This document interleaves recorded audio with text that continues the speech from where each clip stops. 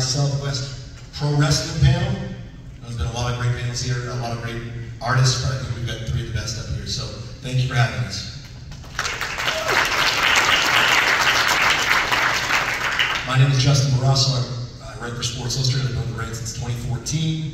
Today we'll go through a three-section discussion on disrupting the long monopolized pro wrestling industry. I'm guessing you probably know the participants, but can't hurt. We'll go through in alphabetical order. We'll begin with Dr. Britt Baker.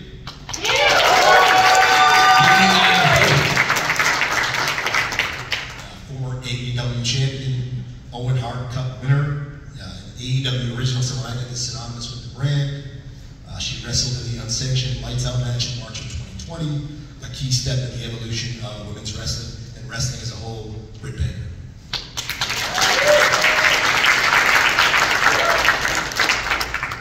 Someone I think that needs no introduction, another that needs no introduction, Bryan Danielson, a 25-year pro, headlined WWE's WrestleMania on 2 separate occasions, wrestled in the co-main event of New Japan Pro Wrestling's Wrestle Kingdom 18 this past January in the Tokyo Dome in Tokyo. It's hard to say, oh, it's the best match ever, that's on the short list, and really just pioneered a significant change in the style and structure of pro wrestling matches and main events. Bryan Danielson.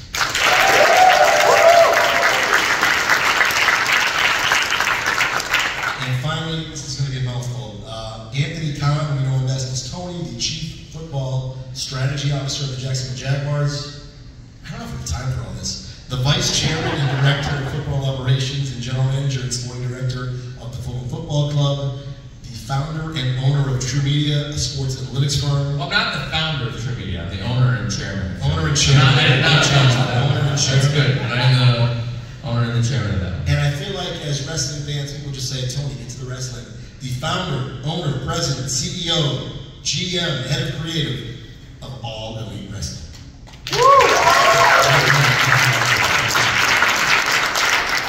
Britt, Bryan, Tony, we have arrived. We will have a three-section discussion today, beginning on the inception of AEW, the present, and the future. And we'll begin with the inception. We'll begin with Tony Khan. Tony, just to give a little background here, and I think we know a lot of your story, but we don't know all of it. Where and when did you have this epiphany to start your own wrestling promotion? And why not just go work for WWE? Well, it's a great question. I think for me, I love pro wrestling, and I had, many times over the years where I wanted to be in the professional wrestling business. And for me, actually, I've been writing a show of my own called Dynamite since I was 12 years old. And different nights of the week, but night runs with Dynamite. So it was often Wednesday Night Dynamite, which is now a real show that's on TBS. And we've done over 230 episodes of Wednesday Night Dynamite now. And like I said, the show's on every Wednesday, and it became a reality. And I never thought that would be a thing that would happen. One thing that set a chain of events in motion was I was at a party in April of 2018, and I saw a friend of mine who was the president of TBS and TNT at the time, Kevin Riley, who's a great person, and helped make this possible. And I said to Kevin, would you be interested in putting pro wrestling in TBS and TNT? And he said, yes, possibly. And that really got me started in early 2018, working on this idea, and we launched it in the beginning of 2019. And Britt is somebody who's been there basically since the beginning, since our first event. She's been out injured recently, so it's something people will be looking forward to. Something we have to offer is when Britt comes back and we get these great return moments. We had a great one on Saturday. We hadn't seen Pac, the bastard, as we call it, in a long time due to health reasons, and it meant a lot to him to come back. Last year we did an event that you saw in the video called AEW All In. Britt was on an event called All In before AEW, and there was a great thing happening in independent wrestling, and I was able to work with people and build a roster and build a team with a lot of the people that were out there in 2018 so that we could launch in 2019 and have great success and build something now where we have 5 hours of television every week across TBS and TNT, and add maybe the greatest wrestler of all time to our team, and having be amazingly just as great behind the scenes and outside the ring of a person as he is probably the greatest wrestler ever, one of the greatest people I've ever met. Bryan Danielson certainly very additive to AEW, along with the great team we have here now, people backstage, Mandy sitting back here, and the great team that we have that you got to see firsthand, Justin. Tony, a quick follow-up to that. When you said you began writing Dynamite at the age of 12, what does an episode of Tony Khan's Dynamite back then look like? Well, it's a great question. I mean, that's a really fun thing. There's people that are in AEW in real life and are a big part of the show now that were a big part of shows I wrote back then. And, you know, certainly was great to have a retirement for Sting, one of the greatest wrestling legends ever. And we've had a lot of other people come in that were on countless episodes of shows I wrote, like the Rated R Superstar, Adam Copeland, Christian Cage, and Bryan Danielson, and Claudio Castagnoli, and John Moxley, and a lot of other people, because this is something I'd done up until really, I guess, when we started AEW. I was still doing these, so even the Bullet Club and people that are in AEW, and some of the matches that have actually happened there are happening in real life, and certainly something that'll be a dream come true for me is April 21st on pay-per-view.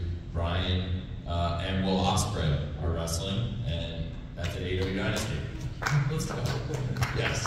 I'm very excited, and it's a match that deserves an applause break. And it's a new event we're launching, AEW Dynasty, and I'm really excited about that. We have a lot of really cool things coming this year, but the shows I wrote back then, it's pretty cool when you can bring like actual dream matches like that one to life. So much of pro wrestling is looking forward to the next show, the next event, so it's nice to get here and have a chance, all of us together, to kind of look back at some of these great moments. Britt Baker, I know you've been off camera since, I want to say September, but I feel like you were in the news recently. Were you doing backup at some Zach Bryan, I was going to say Danny Bryan, Zach Bryan concert? I would do backup for Dave. You ever beat me, Bryan Danielson. Yeah, I was at the Zach Bryan concert in Pittsburgh, and they asked me to come up on stage to sing with him. And I'm like, I'm sorry, what? I don't sing. But actually, it was a life lesson from Bryan, who's very passionate and adamant about karaoke and believes that no, this is a real thing. He preaches that it helps your performance, that it doesn't matter if you're a singer or not, it's all in the performance of karaoke. And I was like, it took that and a couple Bud Lights, and I was like, you know what, I can do this. So I sang back up with Zach Bryan 2 nights ago. To be fair, if your karaoke performance is going to improve your pro wrestling performance, you probably should drink before you do it. It was an option. It's a lesser of two evils, better than none. Brian's a big proponent that karaoke can help enhance a wrestler's performance, so it's a good tool. There's a lot of great tools out there, unconventional ways for people to find themselves and find what helps them connect with an audience, whether it's people at karaoke or 81,000 people in Columbus Stadium. I think that was one of the big takeaways from backstage too. We had a chance to meet and discuss, and I wish you all could have sat there. It's nice when the people you watch on screen, not to say that Britt's not, she doesn't amp up the volume on television, but that's Britt Baker, right? Passionate, determined. Brian, very thoughtful. Tony, and you can imagine Tony in real life too, he's the same, right? He cares very much. So it's nice that we can share that as well. Speaking of Britt, like Tony mentioned All In, which I'm glad he did. By 2018, you're roughly 3 years into your career? Yep. Yeah, 3 years. I'd say All In at that point being what it was at the time. Just looking at the time, it's the biggest show of your career till that point? Absolutely. By about 9,000 people. I think there were 10,000 in it, so yeah. But it was just a huge night. I remember like people that stick out to that night. Jordan Grace, what a coming out party for her. Cody had a great night. There's so many great matches. Kenny Omega had a great night. Penta. For you, there's one place to go work. Really, it's unless you want to go to Japan, which is wonderful, but that's a change of lifestyle dramatically.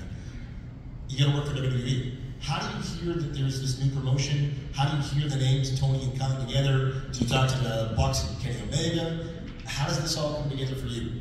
So I was doing some Ring of Honor shows at the time, and I was seeing the Bucks and Cody specifically every other weekend, and they wouldn't really say for sure. They just kept saying like, "Did you sign with NXT? Don't sign. Just don't sign." They wouldn't say why, and they said, "There's something cooking."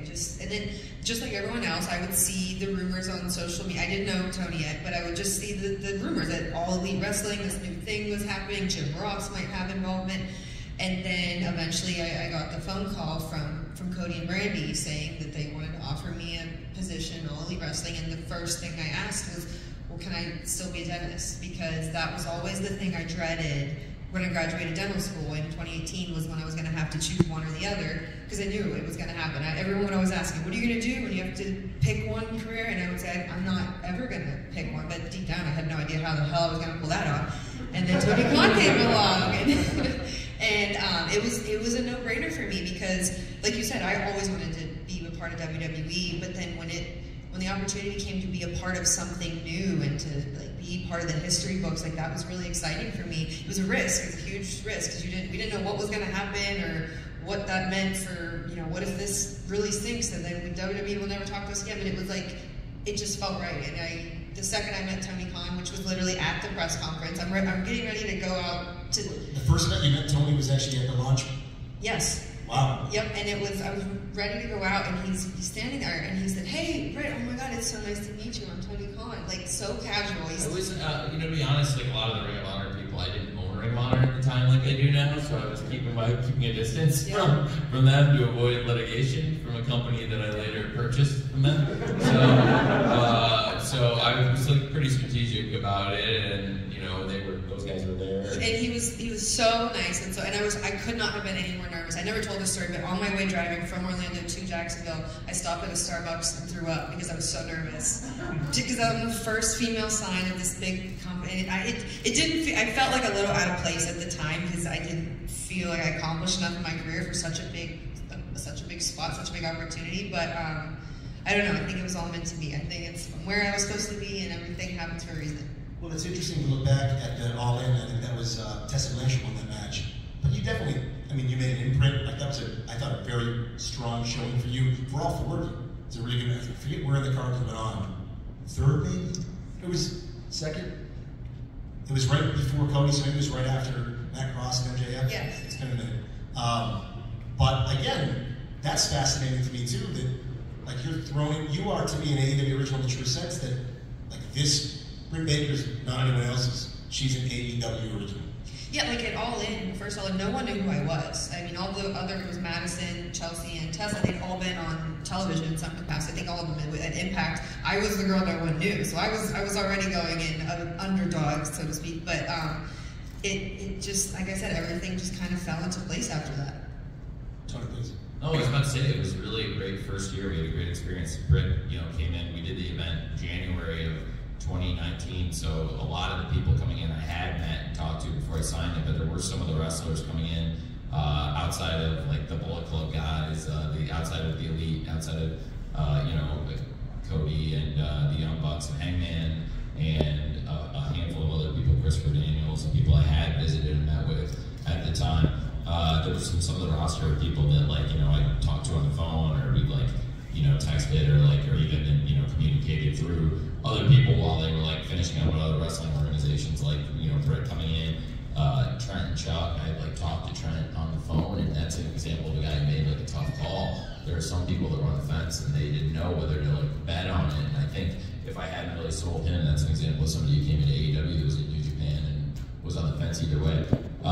The first year was really fun, and we had a great events. Britt, not only from the first event, Double or Nothing, but really all through the first year, and through several years, part of most of the major AEW events in the early years, and has been the main event of the first ever AEW Grand Slam, and been on some of the biggest pay-per-view shows. And like we were saying, she was out injured for a while, and now that she's out and about, she could be coming back soon. You never know when she could return, but it's some of those things that we have up our sleeve, and it's always fun when you can do those. But it's really fun looking back at the first year.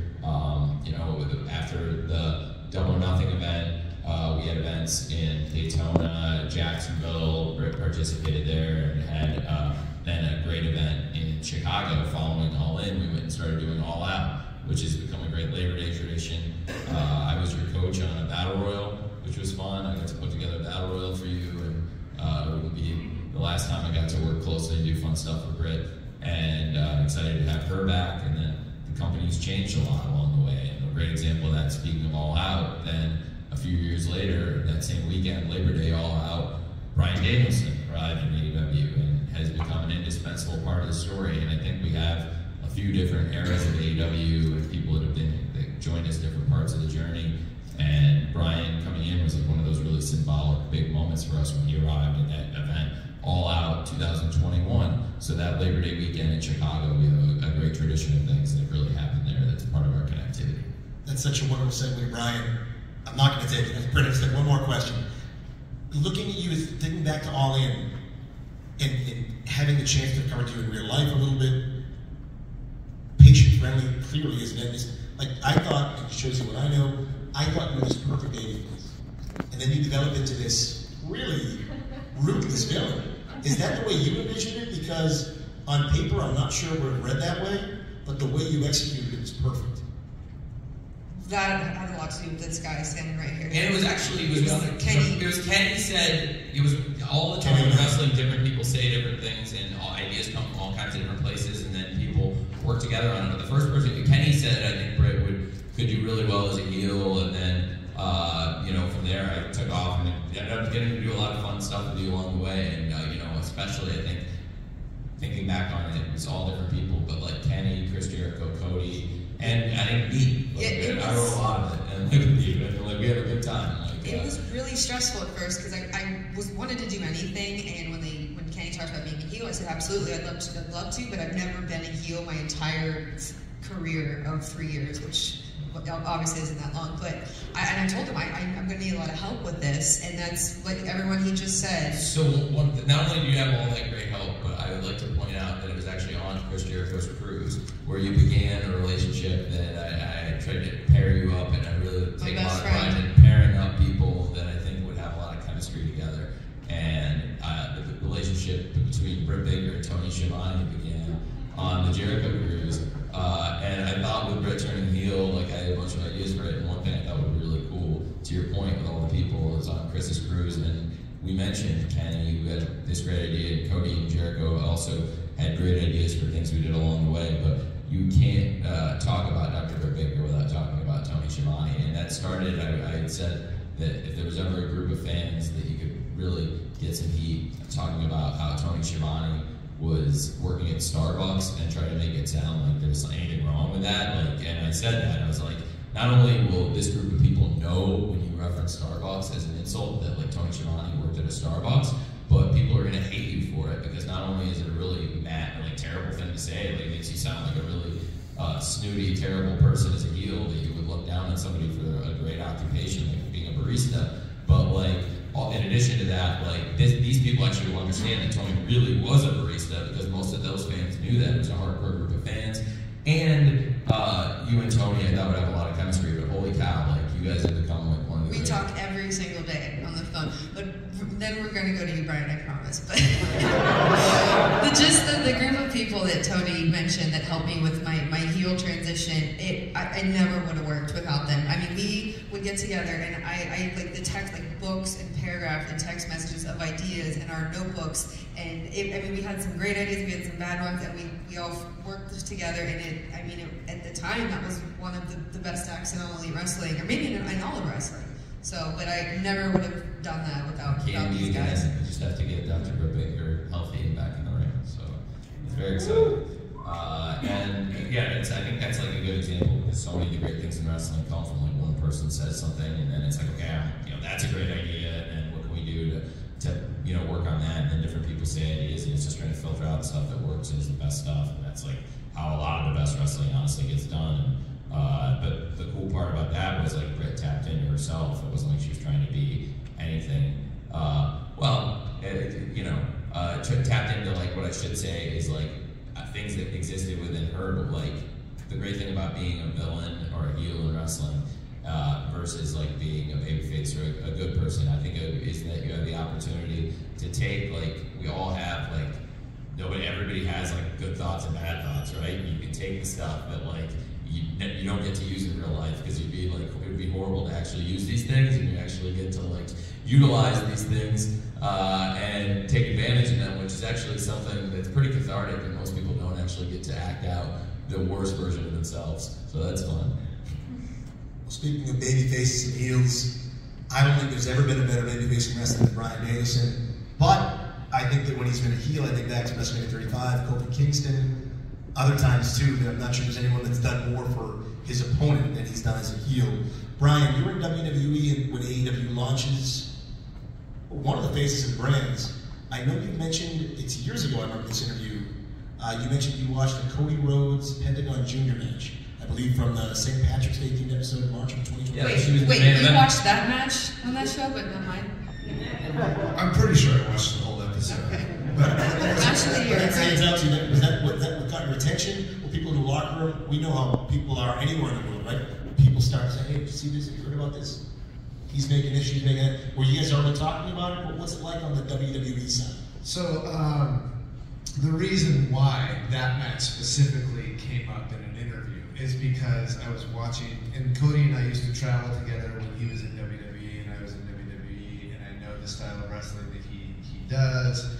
And then I see Cody wrestling Penta on Dynamite, and he does a top rope hurricanrana, which is, and it's not a standard, so there's multiple iterations for those of you who aren't deeply versed in this thing, but both men are standing on the top rope, which is a tricky situation to begin with, and then Cody jumps up and puts his legs around Penta's shoulders and flips him off the top rope. And knowing Cody, and for as long as I've done that, I was like, holy shit. This is what Cody's doing now. This is kind of what you have to do. And my reference point for that was not, this is what AEW guys are doing. My reference point was this. I don't know if I can hang there. That was the thought. As I'm getting older, that sort of thing. But going back to the idea of what was the awareness in WWE like at the time when AEW started, everybody was aware. And different people have different takes on it. And the same thing, whenever there's some sort of challenge or startup happening, and you have some people who want them to fail right away, and just to prove whatever it is, that like, oh, there's only one way to do this or that sort of thing. But most of the wrestlers wanted AEW to succeed. You watch it because that's better for everybody. You look at any industry, and if there's just one brand that's on top and there's no competition and that sort of thing, that's not good for talent. It's not good for the people who are working on the creative side. It's not good for a lot of those sort of people. So for a lot of us, we were watching it and we were hoping that it would succeed. Little did we know, any of us, that 4 years in, they'd sell 81,000 tickets to Wembley, that sort of thing. But yeah, I mean, we were all, everybody was watching it and everybody had different opinions. Well, you get such a unique perspective because it's funny to hear that you're a WWE guy, which you were for the longest time. Again, you were part of synonymous with your brand. But to me, you're a Ring of Honor guy. But you can say that in a lot of different places you've been. You've left your imprint. But it's so fascinating because the idea that it's best for the business, more options. If you had years ago, I'm sure a lot of people know this, but the tie incident with Justin Roberts, and you get fired for this ridiculous moment. Well, now you can go sign with a different brand. Back then, yeah, there were other options, but nothing like an AEW. So to me, given your background, you must have seen the merit and worth in this right from the start. Yeah, and the reality is WWE presents professional wrestling in a certain way, and to the point that they, for the longest time, have been ashamed of even calling it professional wrestling. One of the things that I love about Tony and AEW is that we wholeheartedly embrace the idea that we are professional wrestling, and that there's and that's the great thing about being an alternative, is that professional wrestling has been presented in many different ways throughout its history, and the WWE is just one way that it's presented, and it's a way that not all pro wrestling fans like. And that's something I think that Tony saw, and you saw a real undercurrent in like 2018 in Ring of Honor, and what the Young Bucks were doing, and what Kenny was doing, and what was happening in Japan, and all that kind of stuff. And all these things were starting to come to this like tipping point where Bullet Club merchandise was selling like crazy in places like Hot Topic. It was no longer the underground wrestling scene was no longer underground. It's like this thing that's frothing and bubbling over, and it's like you could feel wrestling fans being tired of the status quo and wanting something different. And it was just, it's pretty incredible when you just think about it, about all the right people in the right place at the right time being able to come together in the exact right moment to create AEW. Because if it would have happened, say, in 2014, there might not have been a place for it in the same sense that there was at the beginning of 2014. No, in fact, I don't think the TV rights would have, because even coming in on our initial deal, the business model really to launch a challenger brand, I don't think it made sense until the rights fees for pro wrestling, even when you're entering as a new company for us, made it possible to do 52 weeks a year live television on TNT and now TBS as well. And like Brian said, it's a miracle really that all those relationships tied together, and there were so many great people available at the same time wrestling, and also the interest that had come being a part of something, because I felt like I was a WCW fan, but I was too young before WCW went out of business to really drive and see shows and travel. I was a kid when WCW went under, and it really felt like I had never been a part of any other alternative thing. I had gone to ECW as a kid, and that was something really special to me, but ECW also had never truly reached anything remotely close to what AEW in terms of the attendance and pay-per-view and the TV revenues and the size of the business, and from a financial and dissemination, distribution standpoint. And I think that's something that we've been able to bring is, like Brian said, that independent wrestling spirit on a big stage, bringing back wrestling to TBS and TNT networks that have been a home to professional wrestling for decades, but then we also went 20 years in the case of TBS and almost 20 years for TNT, and now we do wrestling every Wednesday night on TBS and every Friday and Saturday night on TNT, and doing it 52 weeks a year. And for anybody who's not a big wrestling fan, there's no off season in what we do. So, there's times every once in a while a wrestler might get a week off in between, but really, we do the shows 52 weeks a year with no break, and for the crew and everybody there's no break, and really much more strenuously than that for the travel you think about as a wrestler. Even if you get a couple weeks off, that's 50 out of 52 weeks getting pounded. There's no break. It's not like another sport where there's, months of off-season, quote-unquote. It doesn't exist in wrestling. Tony, I'm going to ask, so for each category for the Inception, I had a follow-up schedule for each round, one person to 12. And I'm crossing out the question I want to ask you.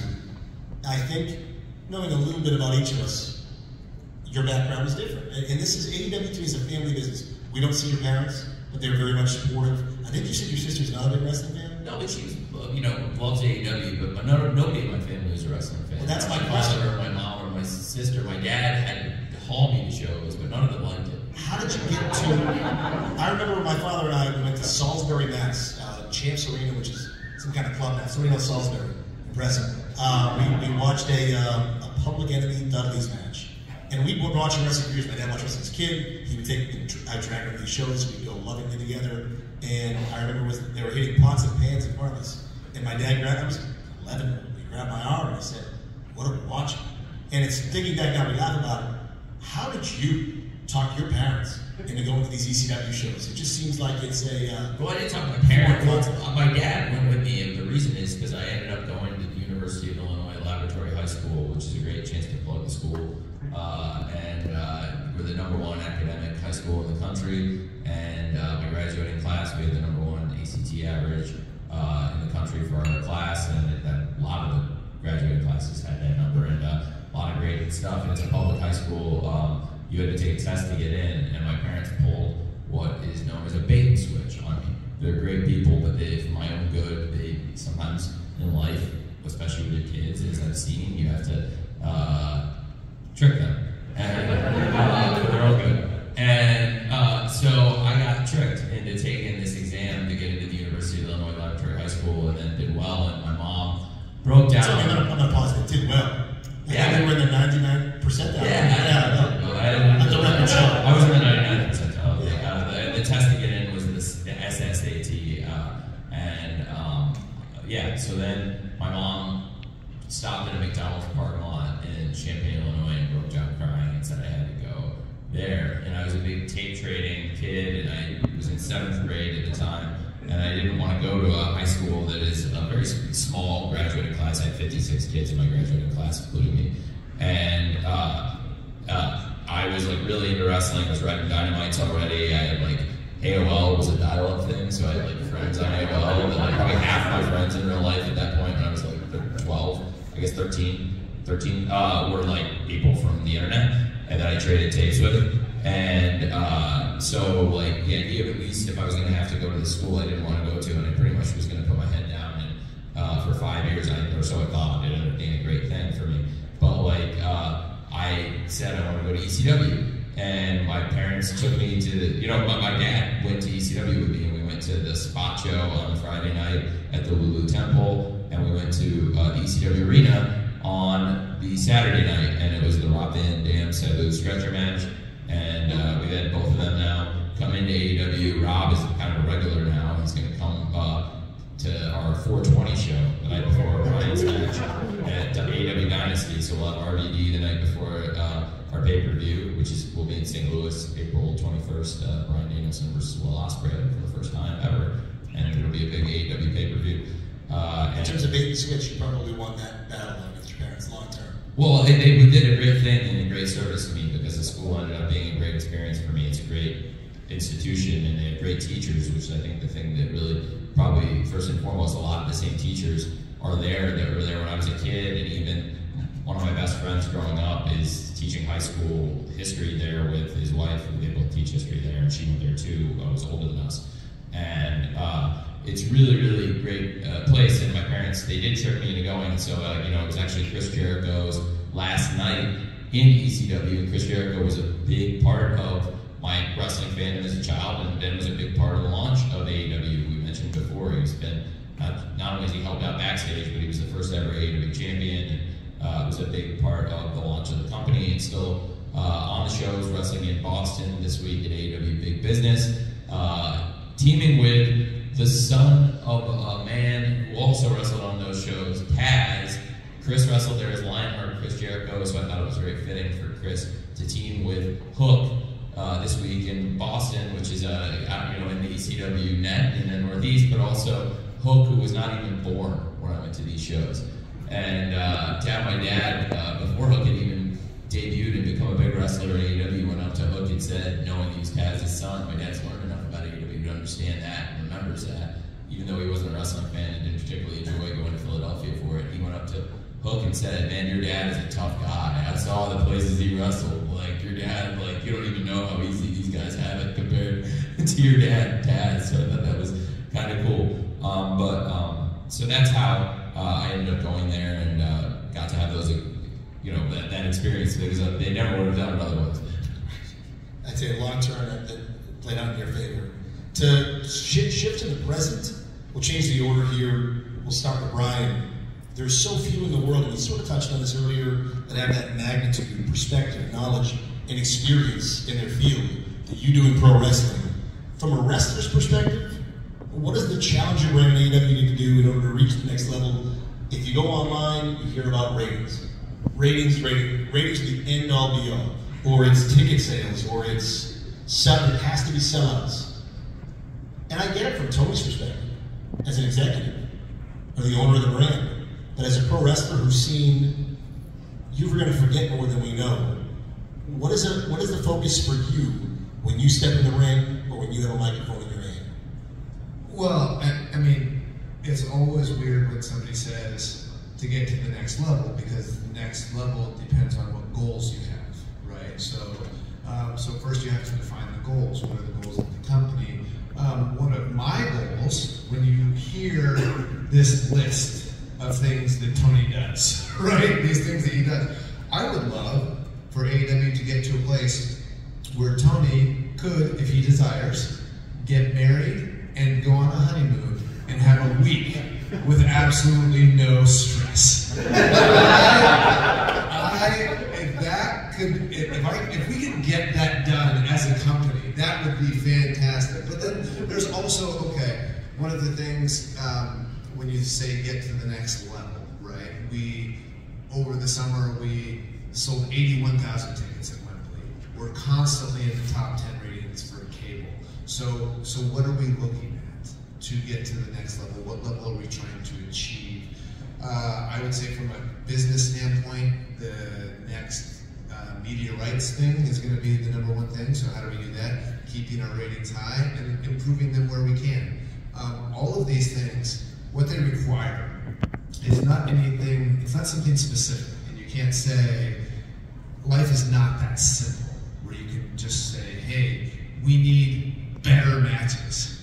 Well, better matches than the ones that we're already producing. If you guys are wrestling fans and watched Dynamite last week, Will Ospreay wrestled Kyle Fletcher, and it was, I've been a wrestler for 25 years now, been watching wrestling since I was in first grade. There was somebody next to me when Will Ospreay wrestled Takeshita on Sunday, and they said the same thing on Wednesday. Is this the greatest wrestler I've ever seen? You just see it, and it's like, so it's fantastic. So is it great matches? Is it this? Is it that? And one of the things that I think has helped me, if you extrapolate, if you look at yourself, and if you've been successful, as I consider myself to have been successful, and you extrapolate that to a company, how did I get to the point where I'm at? Because realistically, I'm 5 years in, if you consider AEW a 5-year-old company. 5 years into my wrestling career, nobody would have ever said, he is going to be one of the top wrestlers in the world. Nobody would have said that. A lot of people were saying that. Not in 2004. People were on Death Valley Driver.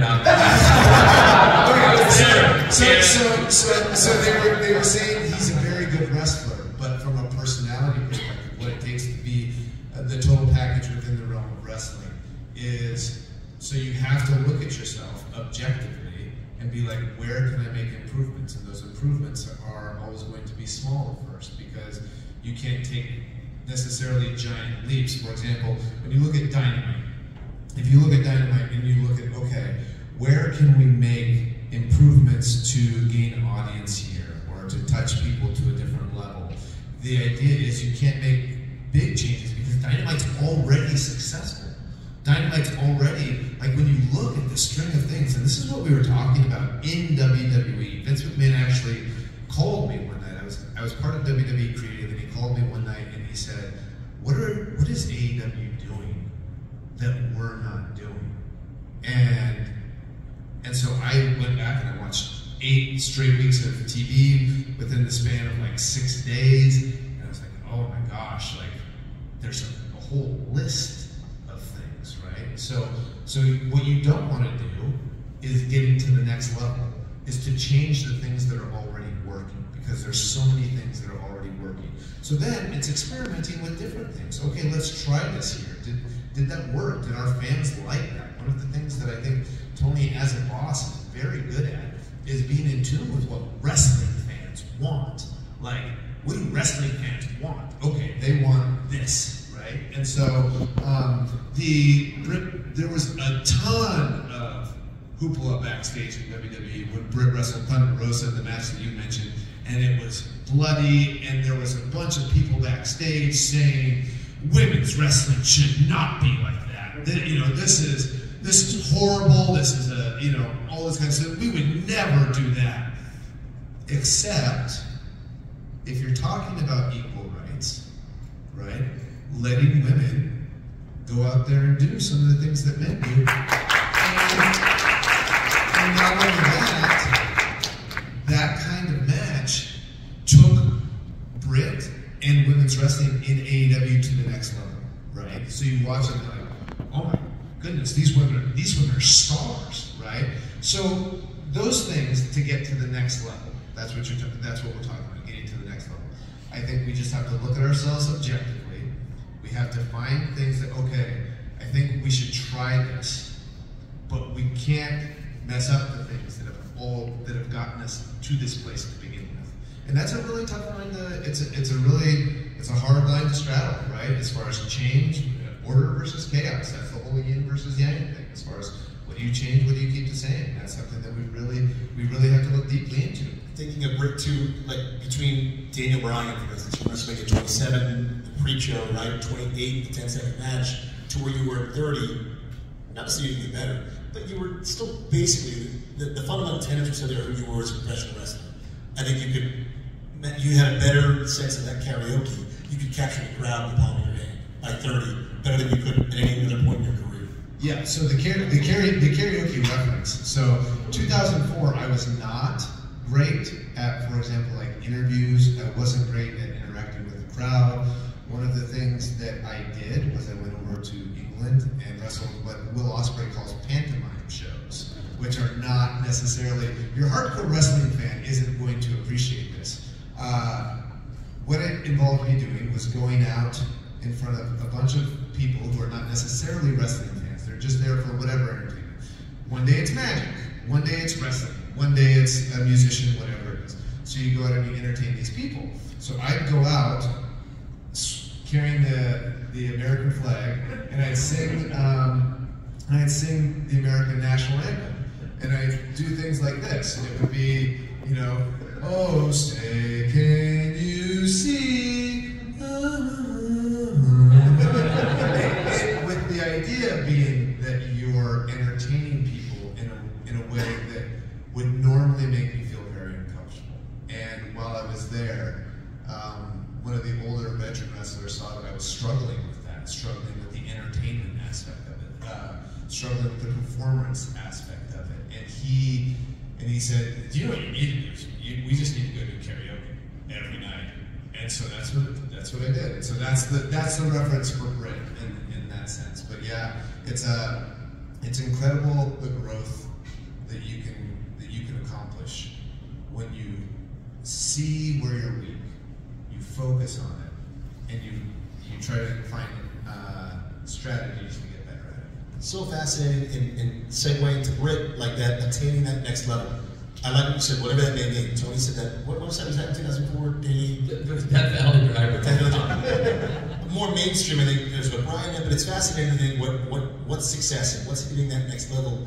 And Britt, it looks so easy now, looking back, of course you need to wrestle that natural blood. Like now, with the perspective. But that day, and there had been a gradual, your trajectory was, I mean, you kept getting more comfortable in the microphone each week. Your matches, you did take chances in your matches. So to build to this match, again, I can't picture it looking back without blood, but I've heard from plenty of people who've told me how great Becky Lynch is and how great that moment was in the crowd where she's leading it to get the SmackDown. But they said, it was too much blood. Got your attention, it worked. And I'm with Brian, I think that even if it failed, it doesn't matter if male or female, just take a chance. Walk us through that one, in terms of where we are in the present, like that took AEW to a new level. That took Britt Baker to a new level. And not only you, right? You took your peers there as well. Yeah, so that was, it was such a stressful time. I was so excited because it was the first women's main event on Dynamite, and Tony, he gave us this huge opportunity. Months in advance we talked about it too. I really wanted to get that match. Right, and it was something I was so excited for, but I was dreading it, and I was so nervous because I was like, we cannot drop the ball because the women's division was really under fire, and we had to hit a home run. That's all there was to it. And he gave us the ball and said, here, go see what you can do. And he was really nervous about some. Well, just about some of the stuff you wanted to do. That was I wanted to make sure you were going to be safe. I was never nervous about what people would say. I was never nervous about you bleeding was never a concern. No, that was something that right away he goes. Harriet crashed off the apron through the table to the concrete floor. That was probably the part I was more worried about. When I asked him about bleeding, he said, "Yeah, that makes sense. You're a doctor, so I trust that." But yeah, surgical. But even with Tony, some of the ideas we had for that match, you were against it. You didn't want to do it. And it was just for your safety stuff. If you remember the idea we originally talked about, which is amazing, I can never imagine sitting in a hotel ballroom with you and Thunder Rosa in a civil conversation now after the Warrior was eviscerated. But I had a great experience with you back, and it's crazy to think this weekend is the 3-year anniversary of that match. It was 3 years ago. It was 3 years ago.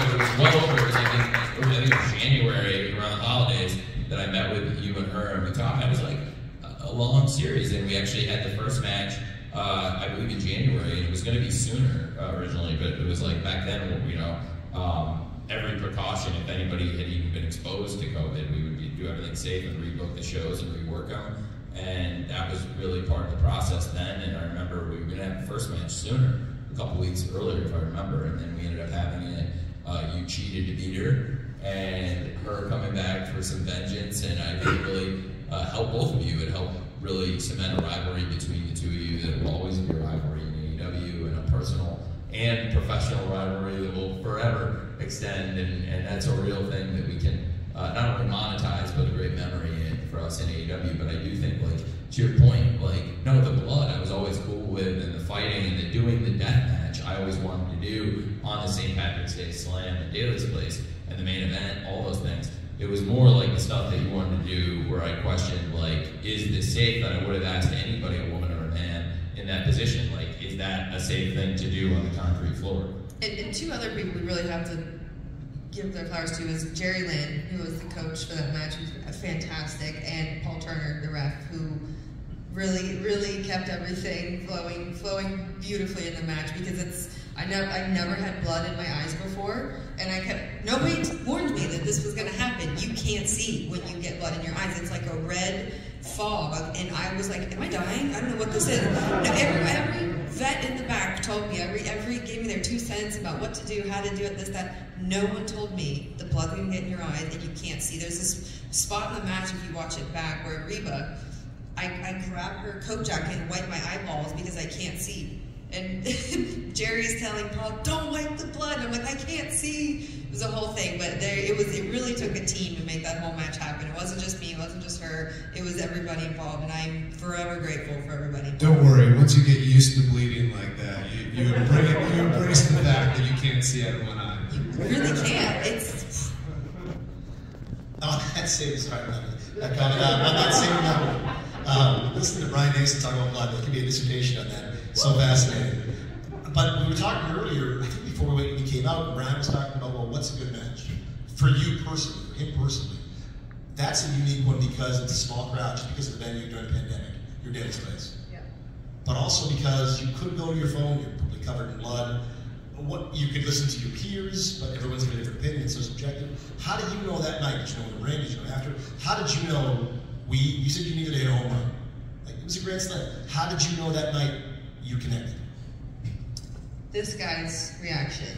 So, he was so excited when he came out. And Tony, you know, he's very hygienic. No germs for Tony. I was covered in blood, and he gave me a hug and said that was one of the best women's matches I've ever seen. One of the best matches. That's one of the best matches. And I am like covered in my blood, her blood, and I was like, wow, Tony must have really liked that one. I came out very excited, and you have to remember that show was actually not live. We were doing one live, one taped in the pandemic, so there was no feedback for actually a week on it. And so it wasn't like we knew in the moment, like, that it was, you know, it wasn't one of those things, because often, to your point, Justin, you can just go to your phone and see, and that'll give you a good sense of what the people think, and listening to the wrestling fans is really important. But that was one of those times where actually through people in the wrestling business, the word of mouth almost built up, where people are like, I got to see that match. Ironically, it was the same night as the match where clearly it left a lasting impression, bell to bell, the whole show. Like Brian said, there was a lot of talk about the Thunder Rosa Britt Baker match. Really, that whole week, people heard it was a spectacle and wanted to tune in to see it, to let everyone behind the scenes. Because I feel like here, you know, this is like an immersive experience, just to get to know. Like, a lot of people in AEW actually ended up going down to Orlando and watching the match back, because it was like not a live show. So we watched it back with Britt and got to rare experience getting to do that, because the match was that great. But we knew in the moment, like, that was a home run.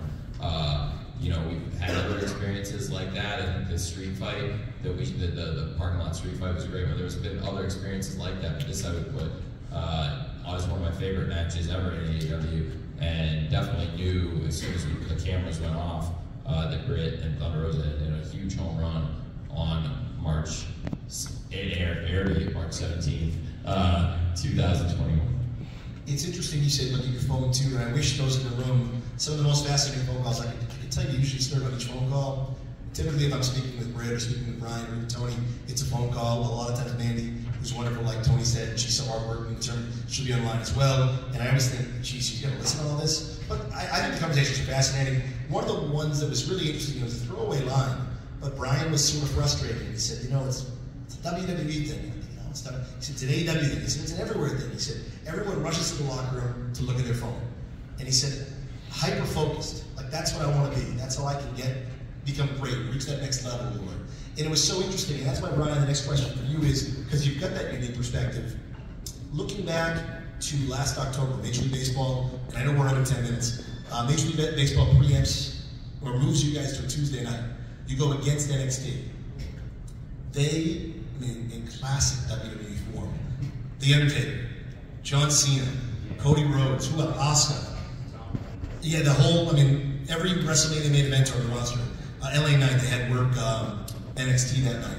And I love the fact you guys initially promoted John Moxley, a BCC member, our partner, and a close friend, and he wasn't there, so he didn't wrestle. I like that. Hangman and Swerve, that was a big story that night.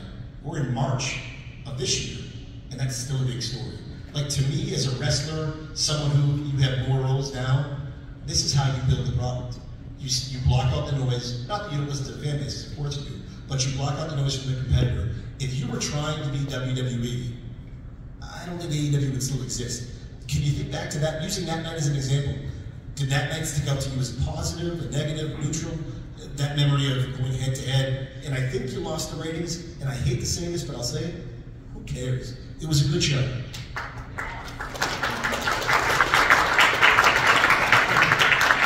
So I think everybody in the company was really proud of that show that we did. And in my mind, I don't even, and this is probably a little bit different from the way Tony views it from like a business perspective. I don't necessarily look at what the competitors are doing. Like on that particular night, I wasn't worried about it. You know, my thing is, okay, focus on what we do, focus on what we do best. We do things differently. And our fan base loves the way that we do things, and let's embrace the things that we do really well. Let's put on our best possible show and not worry about necessarily what's going on a different channel. Because realistically, it's not just that particular Tuesday night when we were moving nights. It's every Wednesday, every week. You're battling something. It's every night of the week. You're not just battling other shows, you're battling people's addiction to their phones. You're battling, you know, all sorts of things. How do you keep people's attention? And in my mind, it keeps going back to this idea of quality. And something I said, you know, when I first joined AEW, is that if you put on excellent professional wrestling, people will enjoy it. And so that's kind of the goal, is to weekly put out an excellent professional wrestling show. If you build it, they will come. I want to ask one follow-up. I know we're getting close. I'll ask one more each. And I would say something different to Britt in your different points in your career. But I feel like Britt it'll be great to have another AEW title run. It seems like you haven't had an AEW title, and it seems like you're pretty content with that. Why is it best if you're really going to retirement and wrestling is a funny term, right? And I love covering Terry Funk. And the phone calls we had over the years, and the fact that he remembered when I would call, he'd say, oh, he may not remember, but he said he did. But so many people, but you don't, retirement is such a funny word in pro wrestling. Why don't you need another title run?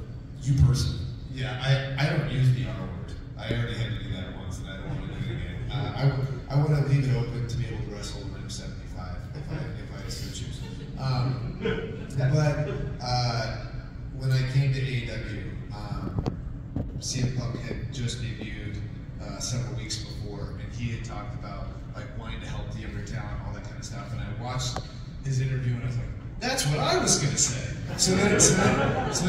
So then, when they asked me about it, what's your goals here at AEW? It's like, I'm going to come in here and kick everybody's heads in. I don't care about pushing, you know, younger guys to the top, all that kind of stuff. I'm just going to stomp them in the face and show them that I'm the best. Right? But that's actually not the reality. As somebody who's 42 years old and who has 2 kids, my whole, one of the things that I loved about AEW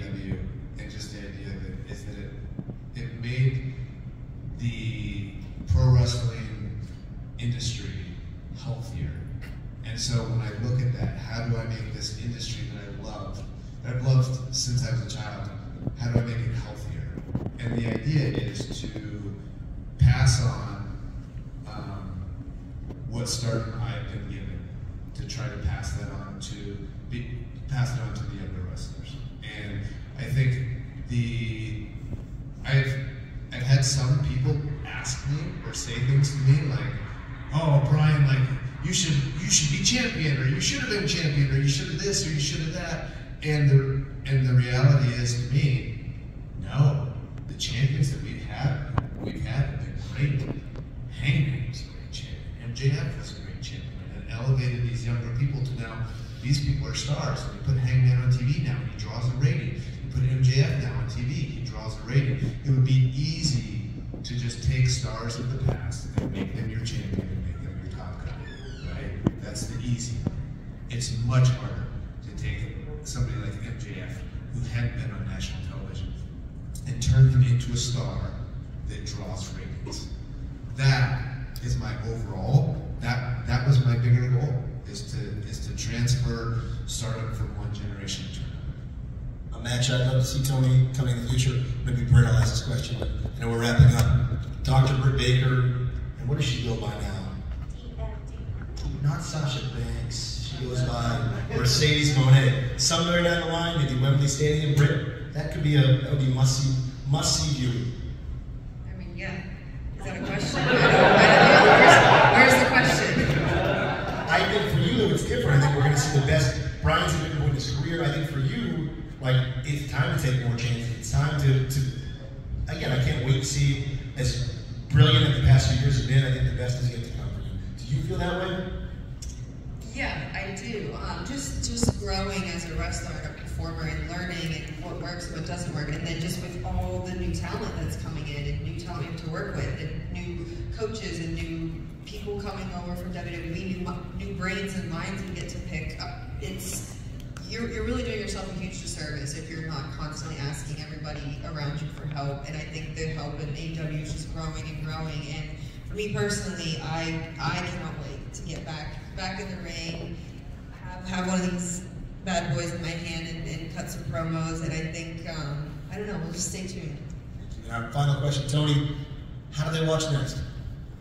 Well, they've got a great opportunity. We have AEW Big Business Wednesday night. It's 48 hours away. AEW Big Business is going to be a great show, top to bottom. There's a lot of things to be excited about.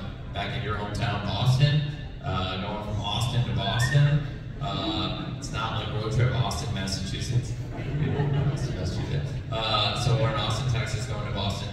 Austin, Texas to Boston, Massachusetts. It's going to be a great show. Wednesday Night Dynamite on TBS. And every Friday night and Saturday night, we have great shows. We just had a great weekend, a great Friday on TNT, and a great Saturday show. Brian had a great match against a great Texas wrestler named Shane Taylor. And also Will Ospreay showed up afterwards on Saturday night.